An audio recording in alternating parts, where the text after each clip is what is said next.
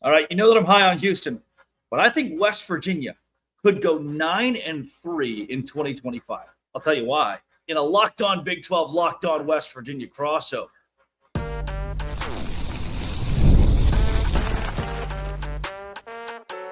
You are Locked On Big 12, your daily podcast on the Big 12 Conference. Part of the Locked On Podcast Network, your team every day.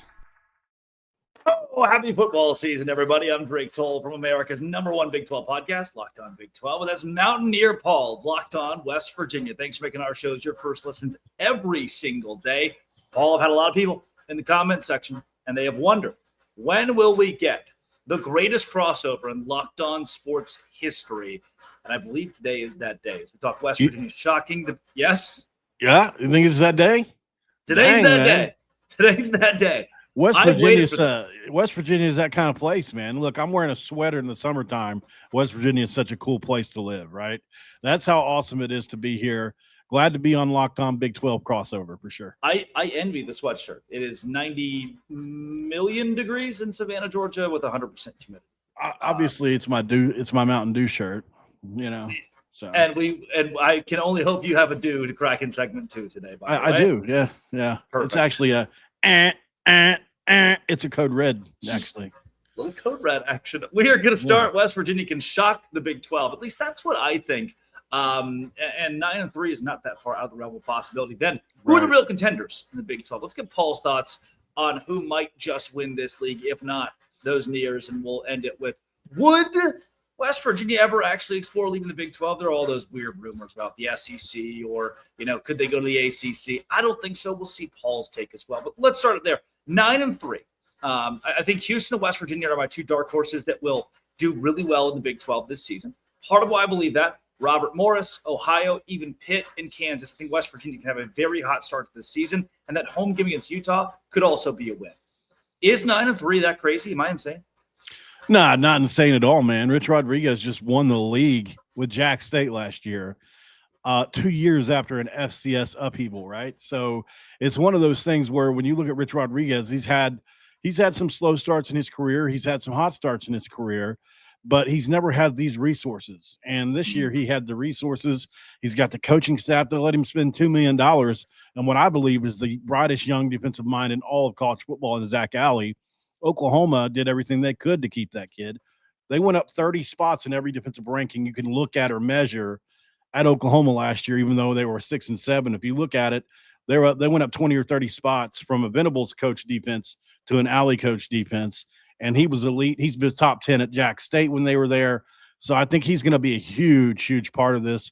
I do believe the West Virginia defense is going to be, if we're 9-3, that's the reason this year, in my opinion. The offense will do its thing. It's not going to be the 07 team elite where you're 38, 40 points a game. But I do think the defense can be very respectable, if not really good. And I've got a lot of reasons why I can say that. Okay, let's do it. West Virginia. First 3 games of the season are a win for me. At Kansas, that is a win in my book. I think West Virginia starts 4-0. I think Kansas will still be in that 7-5 range, maybe 8-4. They can pull that off despite the loss. Utah game, I'm going to go loss here, Paul. I think Utah is going to be good this year. I also have them in that 8-4, 9-3 range. At BYU, I've got a loss there. So I know what you're thinking. How do we get to 9-3? That's where everything clicks after the bye week. I'm going a win the following week at UCF. No one's shocked by that, right? TCU comes to Morgantown. That's a win. At Houston, that's a win. Colorado, win. Loss at Arizona State. No one berate me for that. And then a loss to Texas Tech, or a win in one of those two. I think they split one of those two due to the momentum.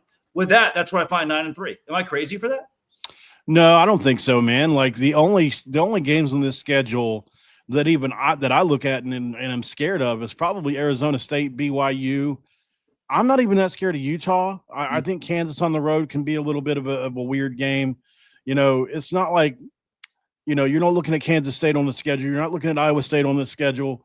You get lucky. You miss some teams that would normally be a tough out in your first year for sure. Utah has yet to do it, right? And like obviously their fans don't want to be here. So I think you look at Utah, and I'm not even sure what to expect from them. Obviously, Whittingham is the winningest coach in the conference with Richrod, right? Those are the two winningest coaches in the conference. So Whittingham's been in it forever there at Utah. But I mean, if you're looking at the rest of the schedule, I think they're mostly coin flip, if not winnable games, and especially that stretch after BYU, UCF, TCU, Houston, Colorado is where I think West Virginia makes a lot of hay. The idea that year number one at a Richrod could go that well, I think, is foreign to the rest of the conference. Many people have West Virginia at 15 or 16 in their Big 12 preseason rankings. Why do you think people don't trust either Richrod or the Mountaineers in year one? Neil Brown. It's absolutely Neil Brown. Neil Brown ruined our reputation. We haven't been in a poll since 2019. That came out today. In the history, if you look at richest histories in the conference, BYU's got a national championship, but outside of that, you would probably say West Virginia has the richest overall history in this conference, right there with anybody. So I think you look, we played a national championship game in 1988. We should have went to one in 2007. We won 3 BCS bowl games during that era, which are today's version of playoff games. Mm-hmm. And we lost all that equity with Neil Brown. It's just what happened. Unfortunately, we went 6 years with a head coach. We changed athletic directors in the middle of that. And he got that new lease on life when Ren Baker came on. And then he had the 9-win season conveniently the next year. So unfortunately, Ren Baker had no choice but to extend Neil. You win 9 games, you get an extension. And it was fool's gold because of the schedule. And I will say this about Neil Brown. He had 2 Power 5 opponents on the schedule to start every year. That didn't help, right? But overall, man, I think it's one of those things where we just lost that equity. And we've been in the Big 12 for over a dozen years now, and we haven't scratched the surface of the Big 12 championship game. We've been close once. Yeah, that part for sure. All that compounds to have people forget that West Virginia has a rich history, one of the richest in college football, and the ability to flip things around with a guy like Rich Rodriguez, a native son, in year number one. That's why I have a lot of faith. And we're going to talk contenders here in a second, Paul, but I want to know, is there a way at 9-3 or even 10-2, if they can find a way to that, that West Virginia looks up and says, hey, we're doing what TCU did in 2022 and not just contending, but actually winning the Big 12 title? Yeah, I think it's possible, man. It's just a lot has to go right? You need to get Nico Marchiol to be a top probably 3 to 4 quarterback in the league. That's got to happen. I think Jaheim White probably has to have a Steve Slayton kind of year where you're looking at 1,500 to 1,800 yards on the ground, or you've got to have 3 guys, which I think we do. We've got a really talented running back room. You know, we've got 3 guys that run 4.4 or better. Richrod loves that. Our offensive line, probably the biggest question mark on the offense, in my opinion. Defensively, though, I really love what we did. I think we've got 5 pass rushers that are really, really good. We, obviously Jamori Robinson being the best of those. We don't know what's happened with him because of the eligibility situation. Outside of that, we've got a lot of defensive linemen that are back. We've got a linebacker room that I really like, and we've got 2 corners that graded in the high 80s Pro Football Focus that'll probably start, and a couple safeties that I really like as well. We can go through every player, but there's no need. I really just think that Zach Alley is a proven commodity on defense, especially. He's had top 50 defenses everywhere he's been. It's not really been a problem for him to do that. Even in year one at places like Oklahoma, or if you go back to Jacksonville State, he's always been extremely good on defense. And I think defense carries, and I think with West Virginia, if that's going to be the case, you're going to look at their defense and say that's the reason. Coming up, who are the other contenders? If West Virginia is one of them, who else is up there in the Big 12? We'll get Paul's thoughts. Locked on Big 12, Locked on West Virginia crossover. Today's show is brought to you by Monarch Money. I'm 24 years old. I don't know how to do the money thing. I look at my account, and most of the stuff that I have in there is gone. There is none of the money. And the reason being, thanks to Monarch Money, who's a great – they're not the ones who took it away, but thanks to Monarch Money, I know the reason being that I order a lot of takeout. And takeout adds up. And then next thing you know, I've ordered so much takeout that all of my money is gone. It is an all-in-one personal finance tool that brings your entire financial life together in one clean, easy-to-use interface on your laptop or your phone. Monarch does the heavy lifting for you. Link all your accounts in minutes as well. And you don't have to have like 16 apps. Monarch Money gives you the chance to do it all in one. Don't let the financial opportunities slip through the cracks. Use code LOCKEDONCollege at monarchmoney.com in your browser for half off your first year. 50% off your first year at monarchmoney.com with code LOCKEDONCollege. That's all at Monarch Money. Mountaineer Paul here for Big 12 and West Virginia crossover with the Locked On Podcast Network. Paul, who are the contenders? Who are the teams you actually think? You told me earlier Utah might just be fool's gold. Who are the teams that actually have a shot to win this league? Well, in segment 2, I usually crack a do. And unfortunately for Utah, I do have a red code do. Fool's gold for Utah. But if I'm looking around the conference, man, I like K-State. I think Avery Johnson has a chance to be one of the best quarterbacks in all college football. I think he got one of the best running backs in all college football. He's got the best wide receiver room he's ever had since he's been at K-State. That's saying a lot. Rocco Becht, unfortunately, loses 2 guys to the NFL, so I think that's going to be an issue. Obviously, Baylor, I think, is a very, very trendy pick to win the league. Wow. I lost a lot of trust with Dave Aranda, unfortunately, after those couple years where they were just down in the valley. Where did they go? And then all of a sudden they popped back out last year after a really slow start. Basically, they were the antithesis of Pitt, right? Pitt started out 7-0 and then lost 6 straight. Baylor was a similar thing, but the opposite. So, they're a very trendy pick, and if they can keep that momentum, absolutely one of the teams. But if you're going to hold my feet to the fire, I think it's probably K-State for me. But, something in me always says, how many back-to-back years have you seen Mike Gundy be bad? I know it's not a trendy pick, but I look at Oklahoma State as a team I think can at least turn it around this year. I don't know if they'll get back into the title picture, but I think a lot of people, for whatever reason, I think they think Gundy can't get with the times. I think he's gotten with the times. So Oklahoma State's a sneaky team as well. They brought in as many transfers as we did, but I think they've got a shot. But, yeah, probably Kansas State. What do you think about Texas Tech? The #1 transfer portal class in the country. You think that translates? I don't know, man. It's tough because we usually it's a marriage of returning talent and incoming talent, similar to what Ohio State had last year, right? Where they had a bunch of talent on the team. They brought in 15 guys they really needed, and they win it all. You don't typically see a team like Texas Tech that loads up on a bunch of buys. You see teams get to the playoff that way. Like I think Tennessee's done that. Other teams have done that where they've just bought their way through. I think I just haven't seen Joey McGuire do it yet. That's the thing with them, right? I don't know if I trust Joey McGuire to do it yet. I do think they have the talent. There's no doubt they have the talent. But I just need to see Texas Tech perform at that level as a program. Rim Baker likes to say something, and then I think it's an excellent saying. Administrations win championships, right? Coaches win games. Administrations win championships. I don't know about the Texas Tech administration. I know Cody Campbell's a great booster, but what's their administration like? What's the day-to-day like there? Can you build a culture where you can win it all? Talent matters, but only to a point. You have to be able to push yourself over the edge, and I don't know if that administration with that coach that was coming out of high school so hot, such a great name, not really sure. So if it's not this year, it probably needs to be somebody else. I do agree with the point that if it's not this year, there will likely be a change or the hot seat gets exponentially hot because they've invested so much money. The McGuire has to win. He has to be the guy that can win with the money that's been invested. If he proves Monarch money.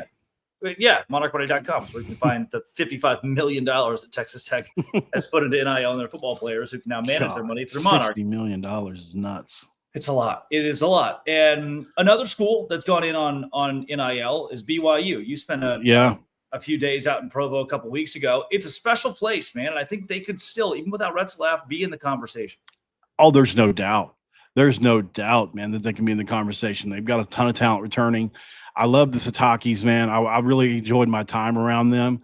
I got to meet Tom Sataki. I don't know if you got to meet him or not. The dad of Kalani Sataki. But, man, what an awesome conversation I had with him and their story about how they came over, from Tongan heritage and from Hawaii, and just having to sit outside the stadium, listening to games, wishing they could be inside the stadium, all the way to basically ruling within the stadium. Is just such a cool story. So if there's anybody that I'm rooting for now, that having spent some time down there in Provo with literally, and I don't say this like there's nothing to this statement at all outside the truth, the nicest people I've ever met. I don't know if it was put on or not because we were there, Drake, but I mean, if that's how they are day to day, those people deserve it. Like, they're really good people. They treated us well. And I got to be honest, man, they convinced me, like, while I was down there, going over their roster and looking at it a little bit deeper, they're deep. That defense is still there. They've still got a lot of pieces. One of the best defenses in school history last year. I do think that in the freshman class that they've got coming in, obviously it's not going to matter this year, but I do, and also their money they've spent. It's not Texas Tech, but it's in the ballpark, right? It's number 2 in the Big 12. So certainly, and I trust Sataki a lot more than I do McGuire. Do you think a team that we haven't mentioned, Cincinnati, makes a coaching change after this season? There's no way they contend, right? Yeah, I don't think so. Like I'm friendly with the guys over at Chatterbox Sports, and they definitely want to see him go. I think what was done there in the last regime is something that you look at, and I think can probably be replicated in the Big 12. But you got to have the right guy. I don't think the guy they have now can do it. I just don't. I've never been a big fan of his when he was at Louisville either. It's funny how Louisville won after he left. A lot of people say that they won with his guys, but it's like I think it was an indictment, in my opinion, because you left and then Louisville gets good with your guys. Similarly, I think somebody else could have probably won with Neal's guys at West Virginia had it just been a different guy at a different time. Can you imagine last year, not to pivot too much, but if Garrett Green's at wide receiver, who's absolutely tearing it up in the NFL right now as a slot receiver, with Nico Marchiol at quarterback, don't you think somebody with a little bit of foresight, like Rich Rodriguez, who's done this several times, he's got a quarterback playing wide receiver right now that had 1,000 yards for Jack State last year, that was a quarterback in high school. So, Pat White was a safety in high school. Richrod knows how to move pieces around. Unfortunately, I don't think the guy at Louisville was able to do that. And you saw they moved some guys around. Louisville was successful. I don't think this is the guy for them at Cincinnati. He's what I consider a 500 guy, 6-6 guy, right? He's one of those guys that you're consistently going to be bowl eligible, and that's it. You might as well just get used to that bowl eligibility.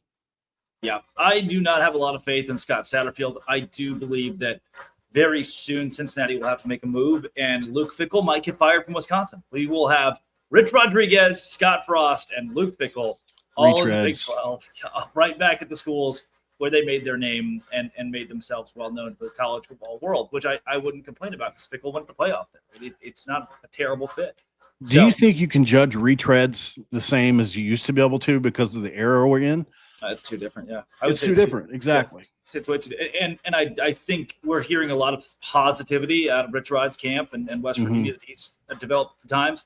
Not a lot of UCF. We have not heard much all offseason out of Scott Frost and UCF. So yeah, we'll see. They could be two very different retreads. I'm hoping that West Virginia is not a retread as far as Big 12 membership goes. We don't have to ever get to that point in our history. But would the Mountaineers leave? There was a lot of smoke around that a couple weeks ago. This is Locked On Big 12, Locked On West Virginia crossover.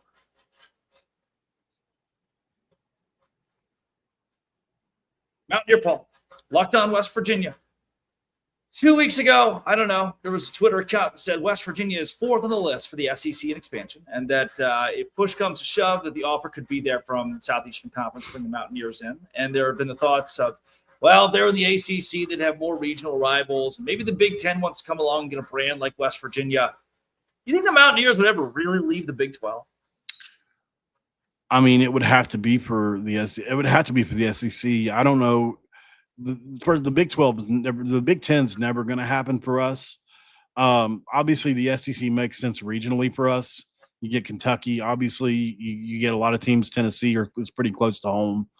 It makes sense, but can we win in the league? Will we be a Vanderbilt? I don't know. Those are questions I don't have the answers for. Obviously, financially, you're going to gain a lot going into a conference like that. You're going to be able to compete at the cap every year.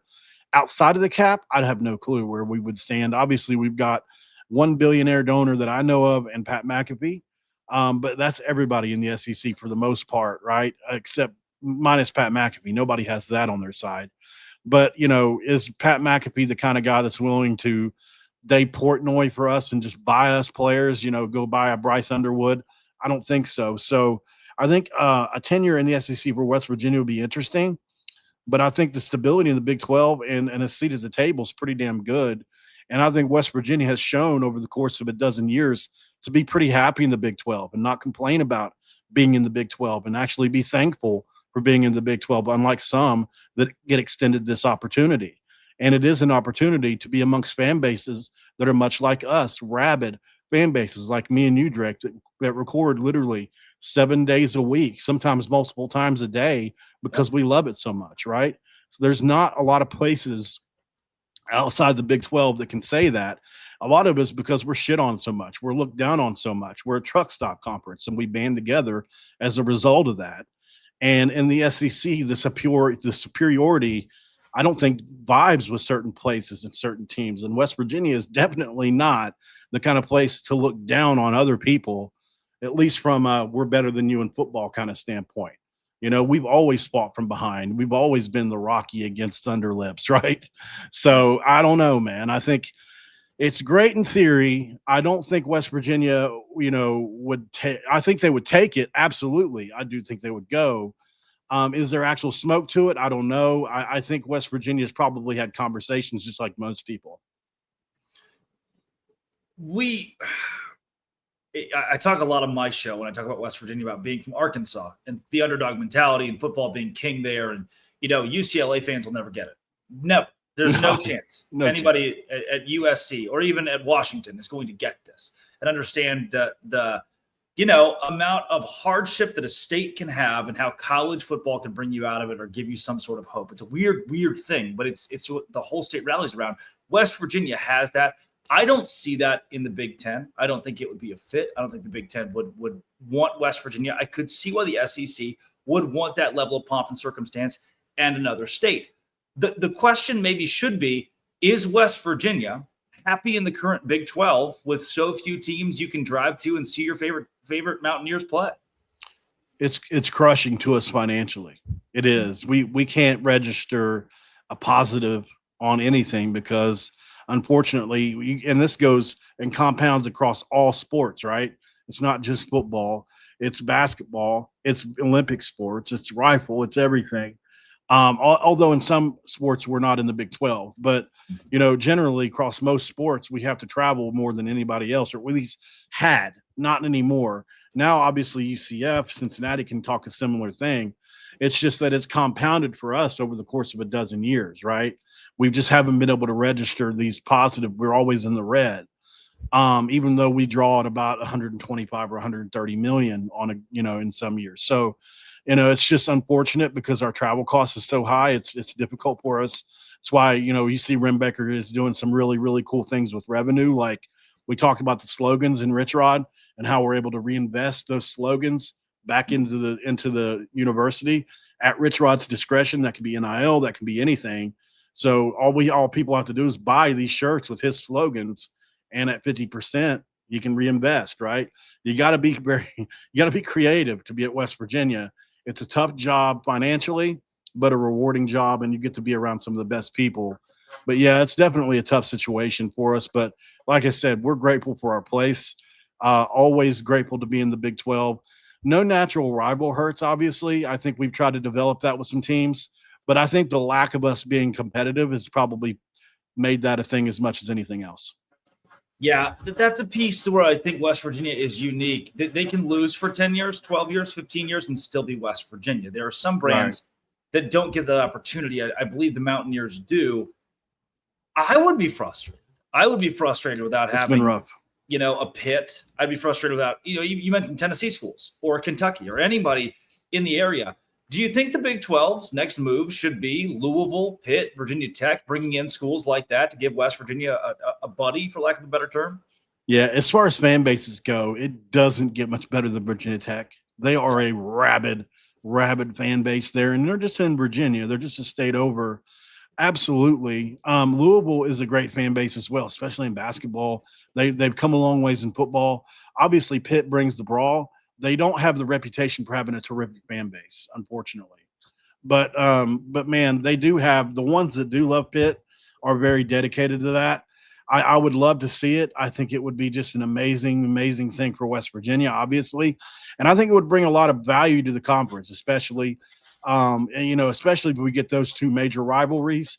A lot of people don't realize that Syracuse and West Virginia has a long history, but we won't get into that because I'm sure that doesn't bring a lot of value to the conference outside of basketball. No, I don't want Syracuse. Yeah, I don't think I want. You don't want the Schwartzwalder Trophy in the conference? I don't think so. I do think I want to see West Virginia stay in the Big 12 despite the hardships it's been for 12 years. And the next step is in the next few, adding some schools from the ACC to give the Mountaineers a breather, to give them a break, give them something more regional. And I've said this on my show. We always talk about how bad expansion and realignment is.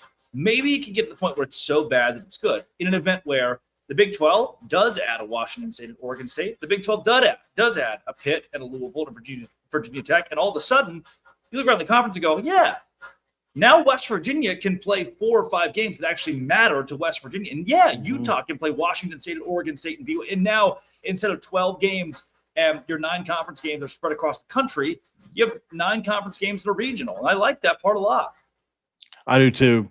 I would love that, especially if it got into a place where it'd be maybe you're talking about some, maybe a little bit of regions or something like that going on where, we're playing in wings. And then I don't know how you would do a championship game or if you even do one in this day and age. Like there's a lot to hash out with that.